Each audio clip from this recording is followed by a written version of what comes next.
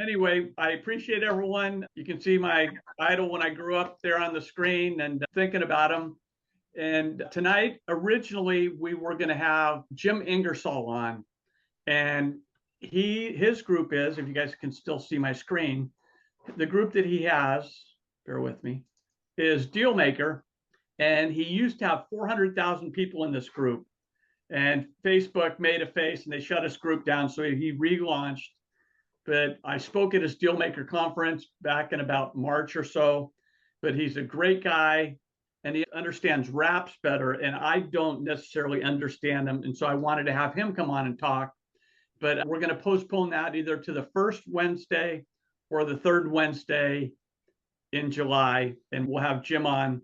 But one of the reasons that I believe that may help us, similar to the two properties of Donna's that we've talked about quite a few times, is if we buy a property and we get it under seller financing and we sell it under seller financing, that basically would be a wrap. So basically we're able to put those two loans together, those two parties together, pull some money out when the seller pays their down payment on seller financing, and also generate recurring monthly revenue for us.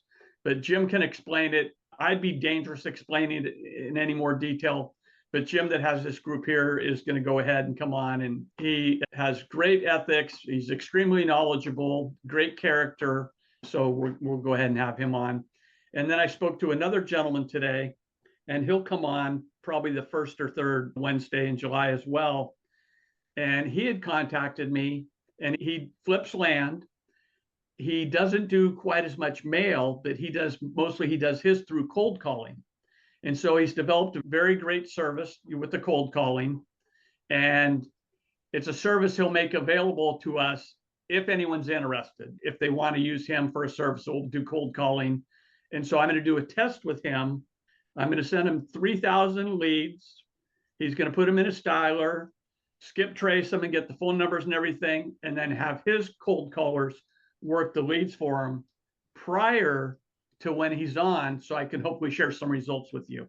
So anyway, that's another thing that we have going on. And if you do look into PropStream, I haven't dug into the details here yet, but it looks like they're adding some new features here. I'll dig into them a little bit more when I have an opportunity. I was doing it about 20 minutes ago, but not quite up to speed. And here, probably about 4 or 5 weeks ago, we mailed out 168 letters. And the letters were, like Mark, it's where the property owner's deceased and the mail is going in care of to one of the relatives. So the property's not in the relative's name yet. They probably have to go through probate. So out of the 168, we have 3 people so far that are interested in our offer to them and also seeing how we can take the property through probate through someone like Al Nicoletti. And what was appealing to these heirs is they don't want to write a check for $3,500 for probate. I don't want to write a check for $3,500 for probate. But with attorneys like Al Nicoletti, when the transaction closes and say I'm going to pay the seller $10,000 at close, $3,500 of the seller's proceeds will come out to pay the probate. We're working on that as well. I went and took a course in Dallas. It was Thursday, Friday, and Saturday a week ago. And I had one of our teammates message me this morning that he's just overwhelmed with the information. It's just, where do I start? I suggested he go through the course twice. He went through it 3 times.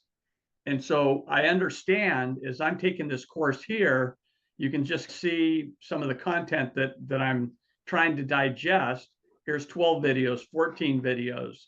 And in each one of these is like a whole course in itself. So if you go to a section, and this would just be downloads, and this is just one section, I have all this information to digest, which is a lot. And today was my 11th day I've been going through it. And so I compared it to someone going through our course where it's a little overwhelming. There's so much information, but my suggestion when we're doing it with our course is you go through it, you get a pretty good understanding of it. But at some point you pick a market area, you build a list, and then you go ahead and mail and contact people. And then as you started your marketing, you continue to learn as you go through it. And that's similar to here.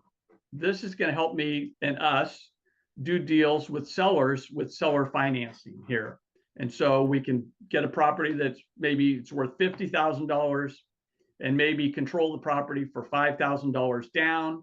And then with Jim Ingersoll and the wraps, we get it with $5,000 down, some monthly payments, and we sell it on seller financing with 20,000 down. So now we keep the 15,000, and also the difference between what we would pay the seller and what the new buyer would pay us. So to do all this, it's a matter of going through all this and learning this materials. And I've been on Zooms 3 days so far this week. But my suggestion is when someone comes here and it's overwhelming, pick a market area, build a list, get the letters out, and then we can continue to learn as we go through the process. So it went from Jim Ingersoll that will reschedule. PropStream, it has some new features, which I'm learning. This had to do with the 168 letters that we mailed to people that had passed away, but the mail's going in care of someone else, to figure out how, out of those 168, how many can we turn into deals? And we're working on 3 so far that I believe will work, going through the course and not necessarily being so overwhelmed.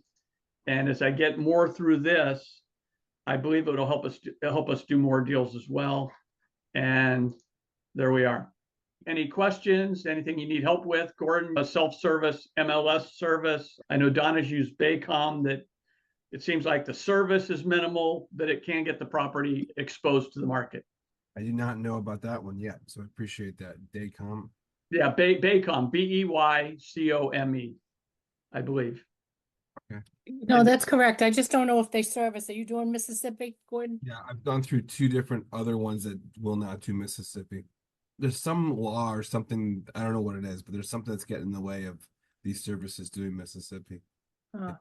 And I've given Gordon a couple, and I guess they won't do Mississippi, but maybe we can put a post. Louise, we'll go ahead and put a post in maybe Jim's group.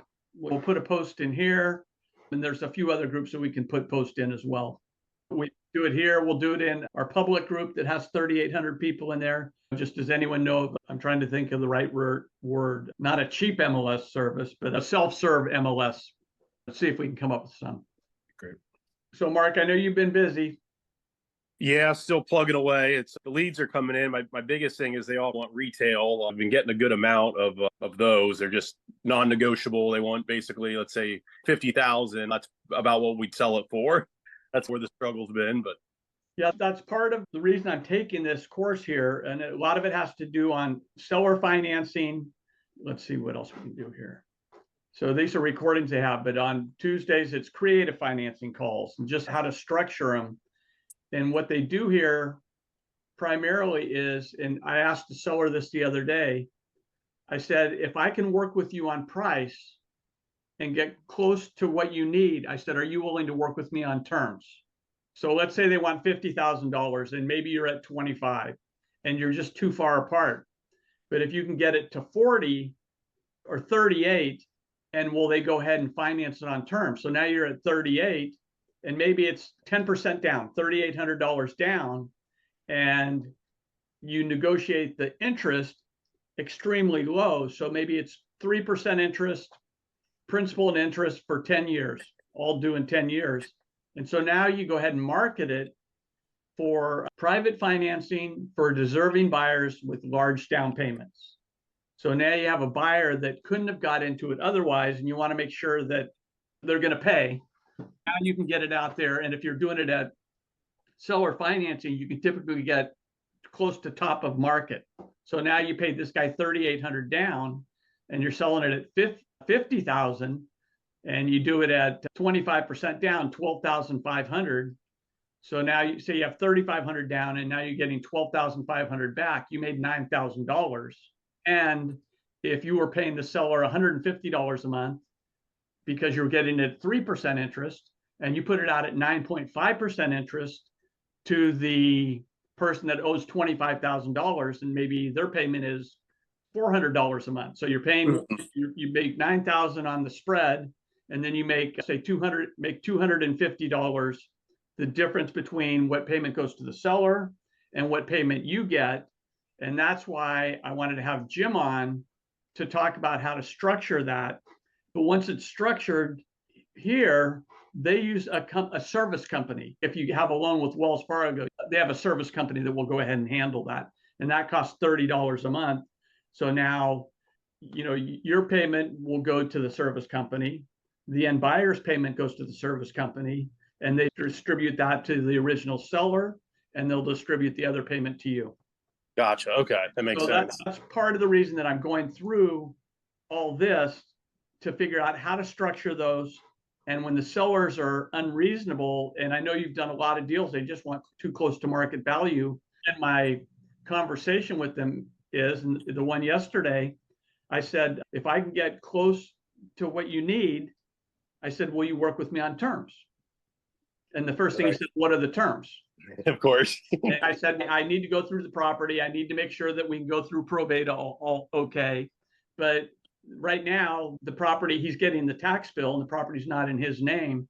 So I'm not really worried about offering. The average seller finance note from a mom and pop is 4% interest. That's the average interest payment. Okay. And again, that's just a summary. With Jim, we'll reschedule doing the 168 that we sent to people that were deceased, like the couple that you have, Mark, and the bills someone else. And we got 3 that I think will turn into deals.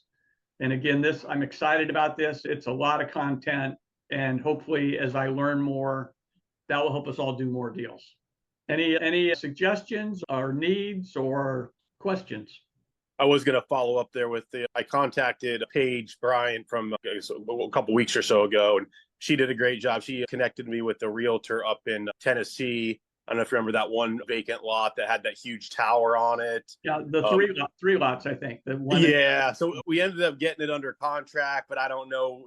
There's a lot going on. But the realtor's been very helpful. She's trying to help basically figure out if it's going to be worthwhile, or if we are most likely have to go back through and renegotiate. But yeah, so I just wanted to say that, yeah, Paige was very helpful with getting a good recommendation on another realtor up in that area. Oh, very good. And then What was your purchase price? The starting price the owner wanted was 45. We got him down to 36. But I think, I don't know, that tower could be good or bad. Yeah. So we're trying to do a little more research and figure out what's going on there. But yeah, right now it's at 36. Okay. You can always go back to him and talk to him about terms, maybe. And again, just to go back here a little bit, let's say you get the guy that wanted 50,000 and say you ended up at 38 and you give him $3,800 down. And now basically he's got a note. And so he's going to get monthly payments for 10 years. What happens with many of these people, 3 or 4 months in, say you owe them $10,000 and it's 3 months in, and then pretty soon they come back to you and say they want more money. And so a lot of times what they end up doing, and that's part of the strategy here, is you end up getting the note at a discount. So you were at $38,000, you financed 35 of it, and it's 5 months in and they want more money. You can go ahead and pay them money in chunks. You don't have to go ahead and pay them off all 10 years. You could say, let me go ahead and buy 12 months of the note from you. So 12 months, say it's $1,800. You keep buying that at a discount. So interesting.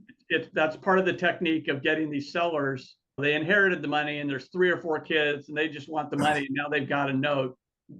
They're going to come back to you and just say, please give me some money and I'll turn it over to you. So that's part of the technique.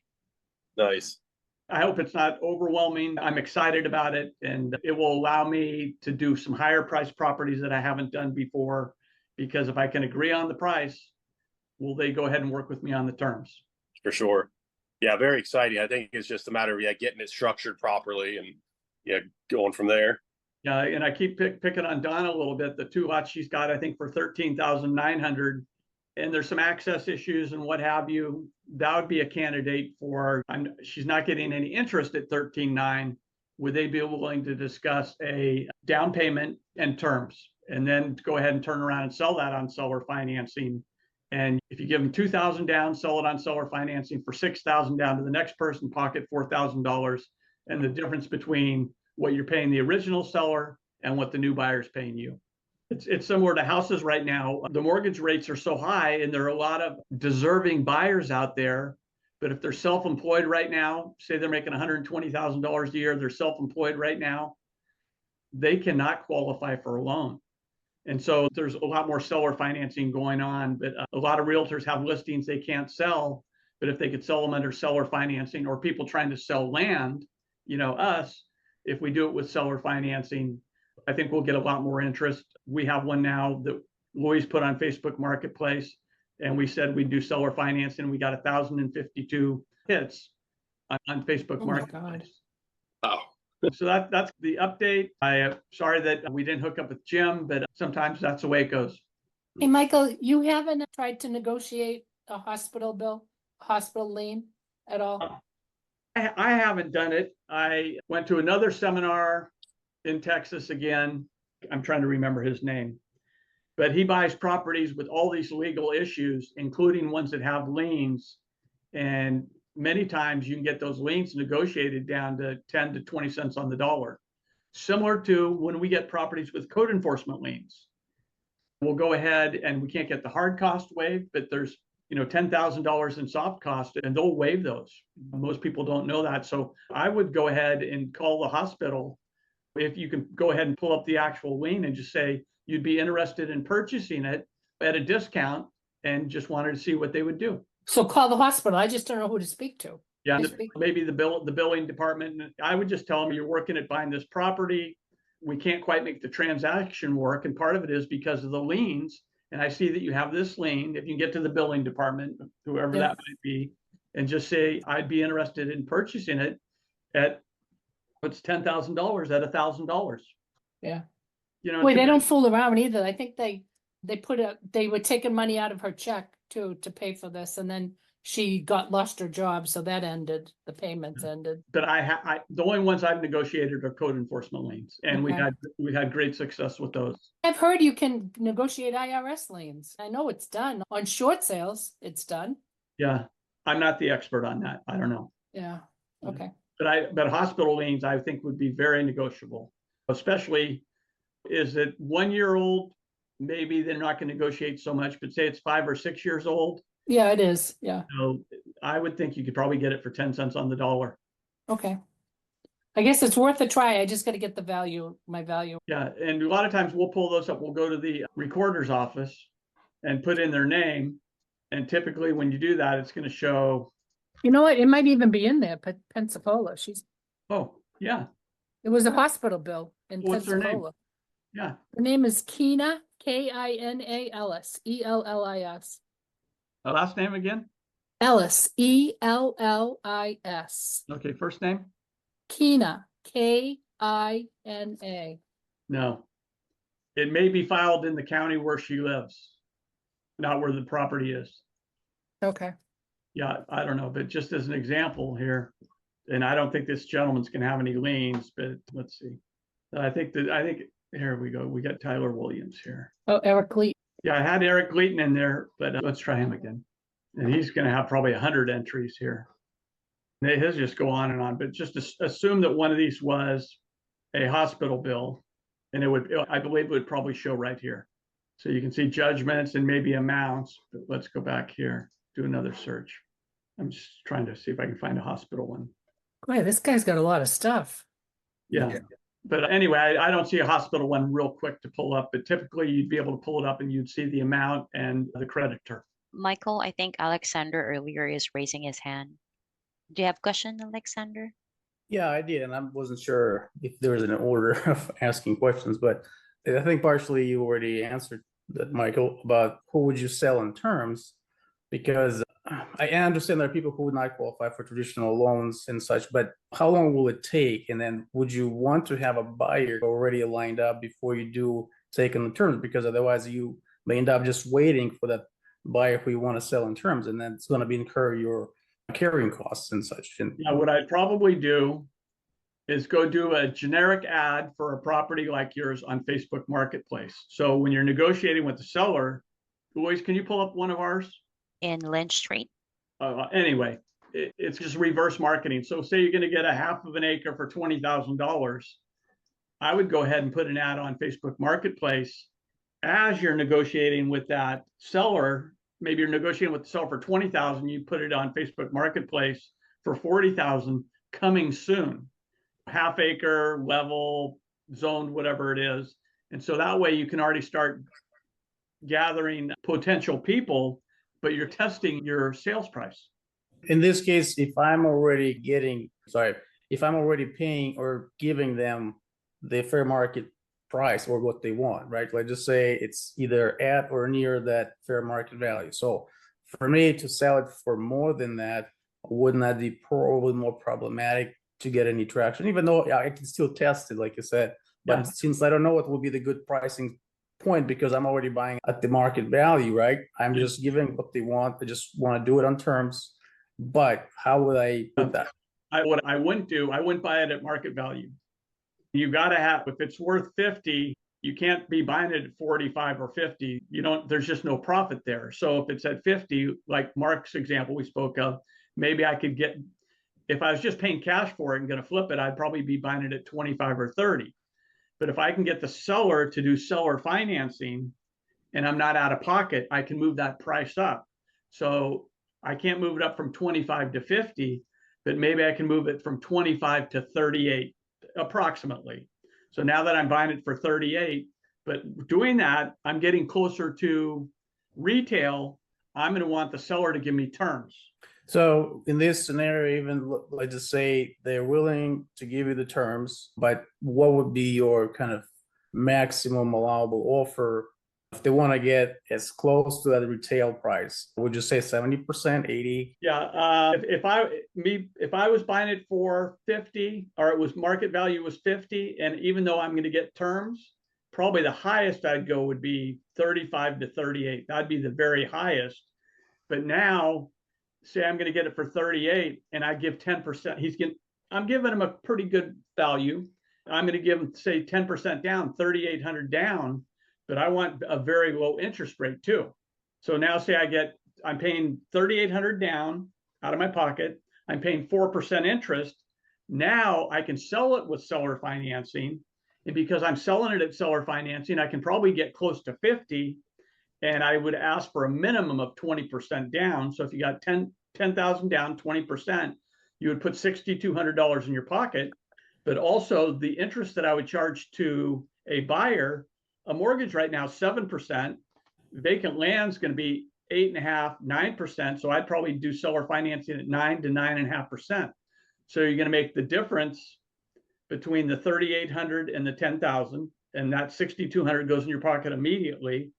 But then as they're making monthly payments, say you're paying $150 on the 35,000 that the seller's carrying the note, but now you're going to go ahead and have a note with your buyer on 40,000. So you're making the difference. You got a $40,000 note, but the difference you're making on that note is the difference between the 4% that you're paying the seller and the 9.5% that the buyer is paying you. So on that $40,000, you're making about 6.5% interest per month. Okay. So basically 80%, that would be probably the highest that you would, as far as the value. Yeah, that's getting out of my comfort zone. And then I would immediately put ads on Facebook Marketplace like Louise, and we got 1,052 hits on our seller financing ad. But the way I would word it, I wouldn't put low down payment, anyone qualifies.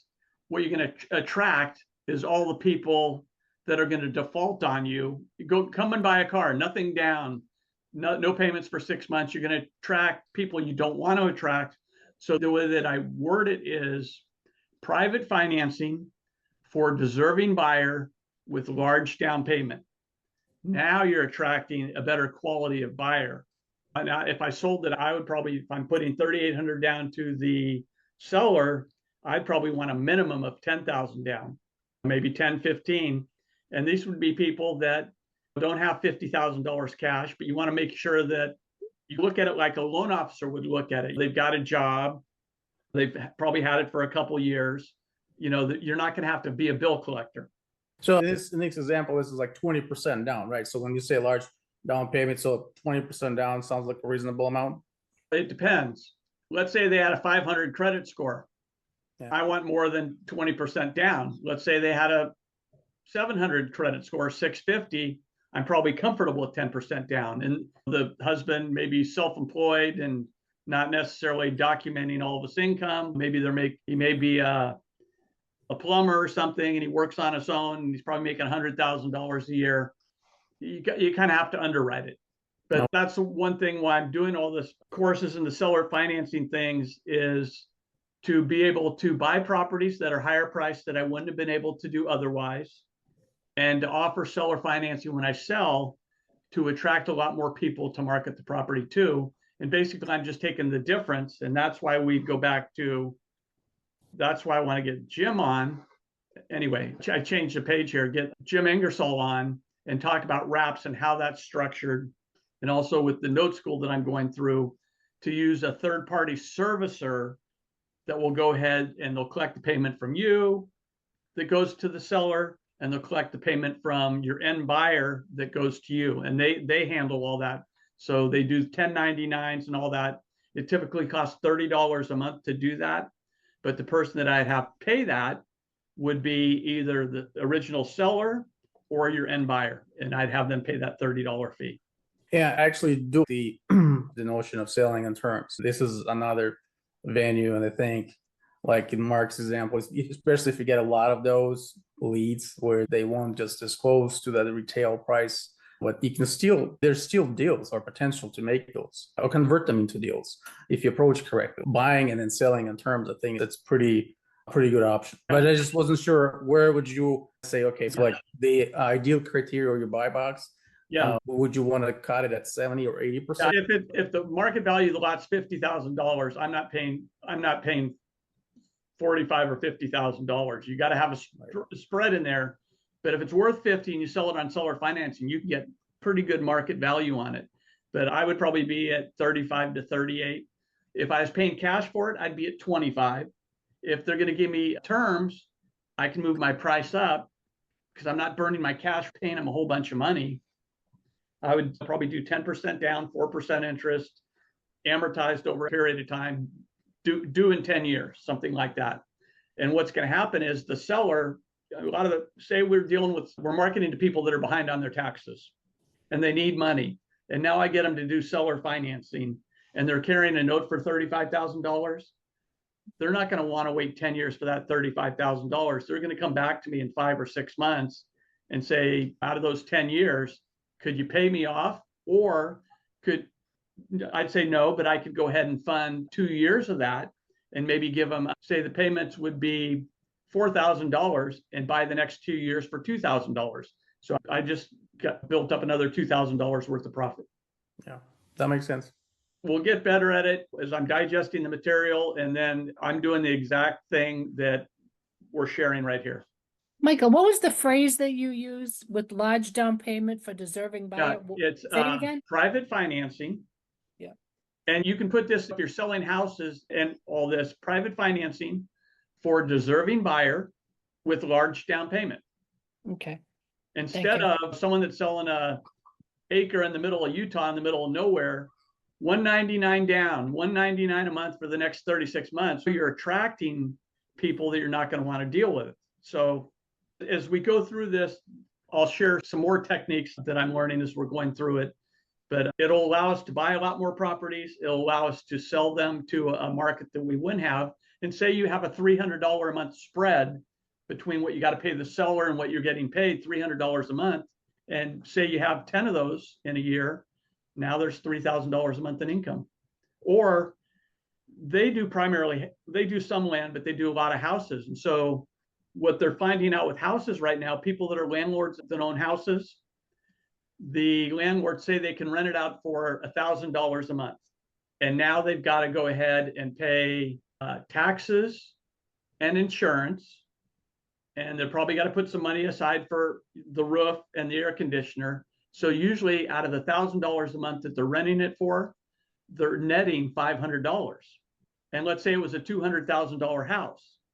So now instead of being the landlord, say they took the $200,000 house and they sold it on seller financing at 7% interest, that is $1,200 a month, free and clear. So they can make $500 a month being the landlord with all the headaches, or they can make $1,200 a month income without any of that, just selling the properties on seller financing. So if you're looking for some listings, Donna, and you find someone that has 5 houses right now, and the prices are not going up as much as they were, and you get the tired landlord that's tired of dealing with them. So now they're putting in, say, $1,200 per property. They're putting in their pocket $6,000 a month instead of managing 5 properties where they're getting $2,500 a month. So they're making $3,500 a month.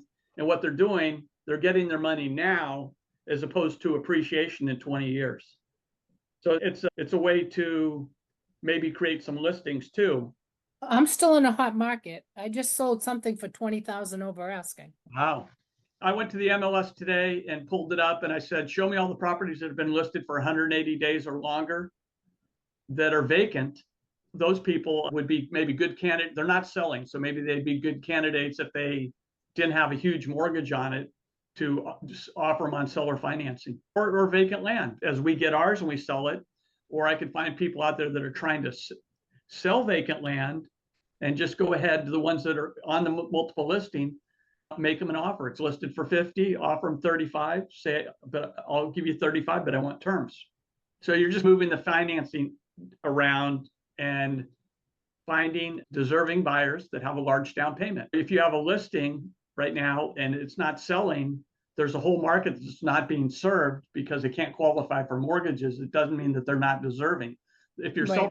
if you're self-employed right now, you could be making $100,000 a year and maybe you've got $30,000 cash, but they can't get a mortgage. But if you had someone that would do one of those tired landlords would now do it with seller financing, the landlord's going to clear twice as much a month. You get the self-employed person in there with 30,000 down and they're making great money. It's just another technique in this market.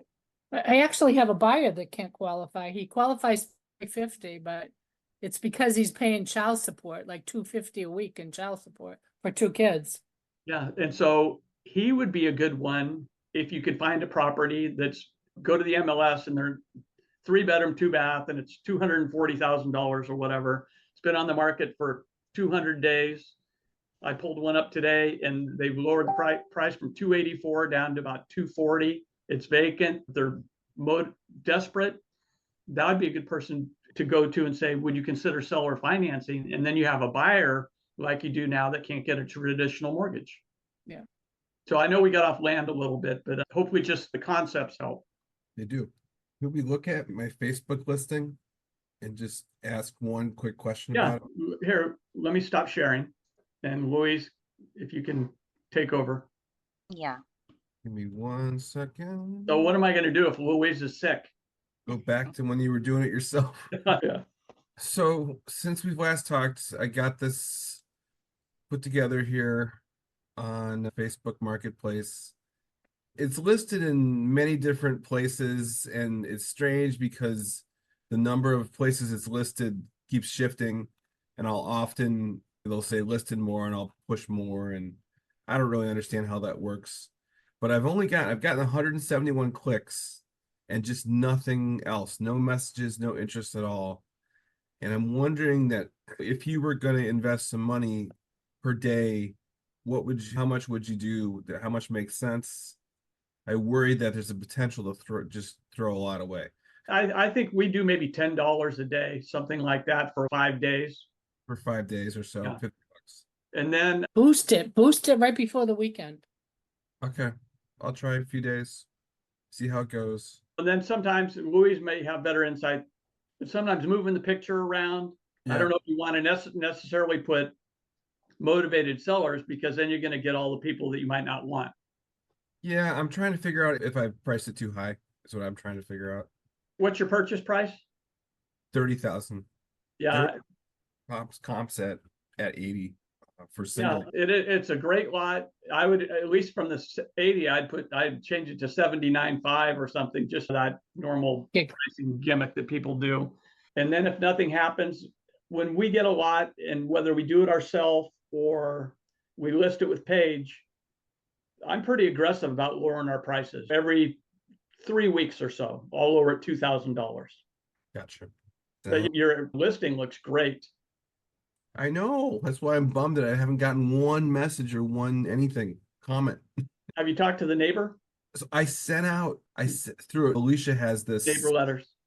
this thing. Yeah, this thing. I sent out like over 200 neighbor letters. Wow. And I sent out several to cash buyers too. I think 14 or 15 to cash buyers. How long has it been, Gordon? Just 5 days? No, it's been a week and a half at least since those went out. Maybe a week and a half or two since all those letters went out, and I've heard nothing. I've just heard nothing on this property at all. Yeah, when we adjust ours, I think Louise takes a big red X through it. So say it went from, ours is 21.9 and it goes to 18.9. We have that big red slash right through it. If I lowered it from 80 to 79, I don't know if I'd do that, but Yeah, I just didn't. It felt early to start to go down that road. Yeah. You know? it's your call. It depends on, I've got a kid going to college next week. I'm aggressive. If I don't and it's okay, then it's okay. Yeah. Something else that I'm doing tomorrow is I have a meeting with this company that's supposed to sell your stuff. Basically, it's this guy Robin. He knows Alicia pretty well. I think it's called landpilot.com, I think is what it is. So I'll report back as to how that goes, if it's something that's useful for people or if they just take too much money.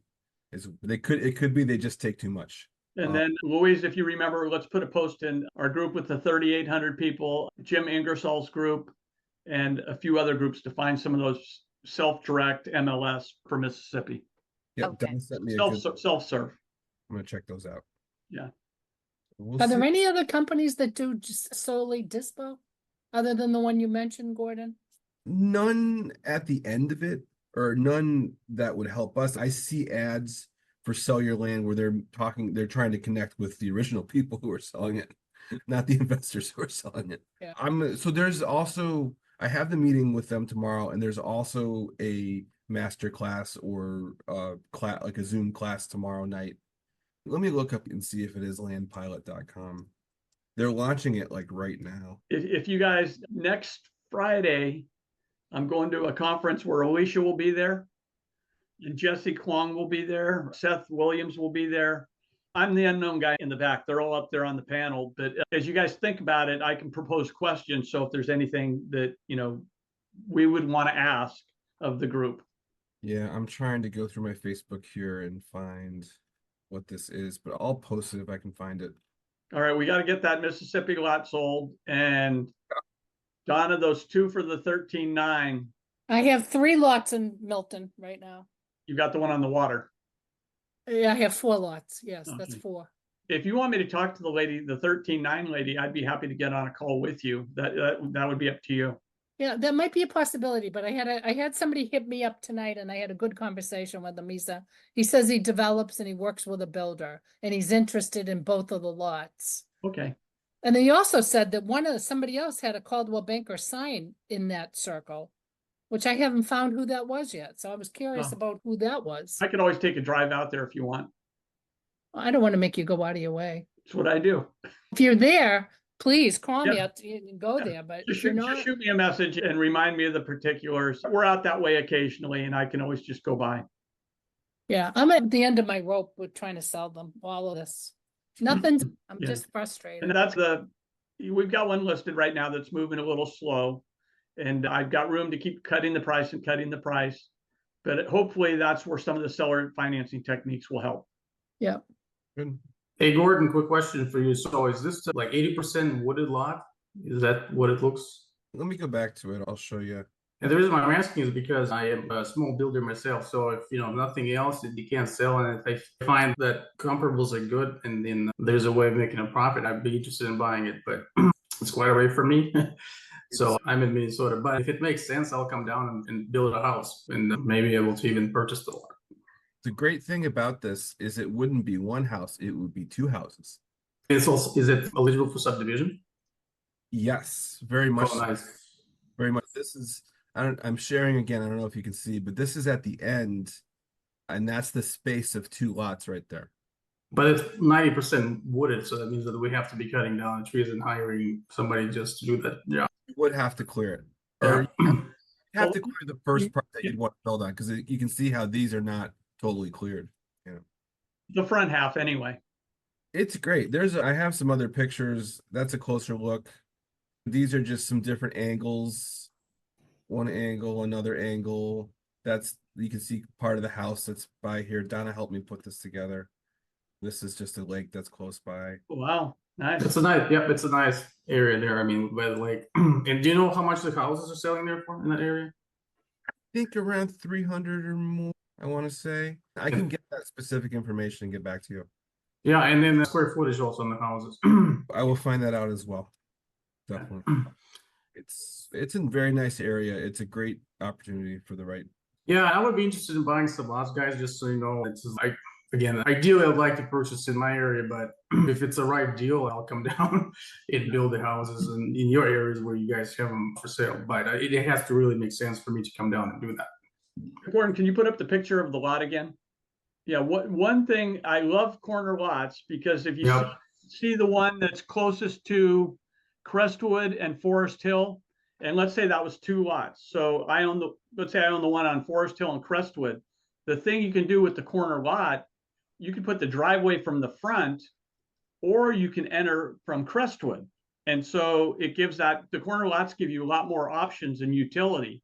So you can put in, again, the driveway from the front, you can move the house around, but you can also enter from the side as well. So corner lots present a great opportunity sometimes for builders.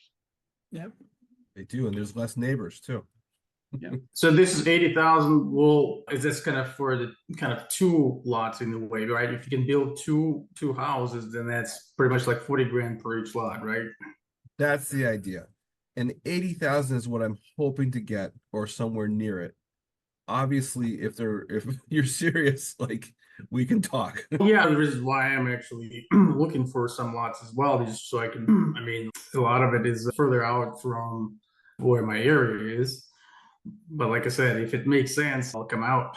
And then it wouldn't take probably for like average house, even though I can just some of it I can build most of myself, but some of it still I have to hire some subs to finish some. But like I said, I would be willing to take a look, but I need to see the comparables on these existing houses, what's in the market right now, just to make, Of I mean, course, to see if that will make sense.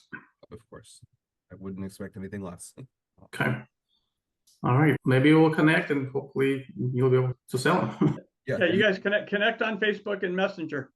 You can Okay. find me on Facebook as Gordon Land or Gordon From, either one. I'm friends with Michael and Donna and everyone here, and Louise. Yeah, the only kind of, it's not a big deal, but obviously still a factor that needs to be cleared first is going to be like, and I don't know how much it will cost to do it, to clear it, but typically what I like to see that's a kind of a clean lot, buildable, so I can just come in and start building or working on it. But we can find out what the cost will be to do that. It has everything else. It has utilities, like city water, city sewer, like it's ready to roll. Cable, the whole 9 yards. Waiting for somebody to make it a home. Okay, sounds good. Good, you guys connect. Louise, are you there? Yeah, I'm here. When we finish, can you call Joey Amaro out there in San Diego? Oh, yeah. Okay, I I just messaged him missed a call. I just missed a call from him. Anyway, this is a guy, we offered $9,218 for his lot, and he wants to get rid of it, and he's going back and forth. So we're going to raise the price to $10,000, but we're going to ask him for seller financing, $2,000 down, $100 a month for 80 months, no interest. So if we get it, it's a flood zone. It's in a flood zone, but there's properties that are being built. So if it looks like we're going to get it, I would immediately turn around and market it for $15,000, maybe $7,000 or $8,000 down. And so we put $5,000 or $6,000 in our pocket. And the difference between what we're paying him for $100 and probably the $250 that we're getting. So that's an example of the seller financing. But That's in San Diego? yeah, the property's in Pensacola. I think the one next door sold for like $17,000. He wants to get rid of it. We've been going back and forth for 2 or 3 months, but I think he's finally getting ready to throw in the towel. And so we'll just buy it and turn around and sell it with seller financing.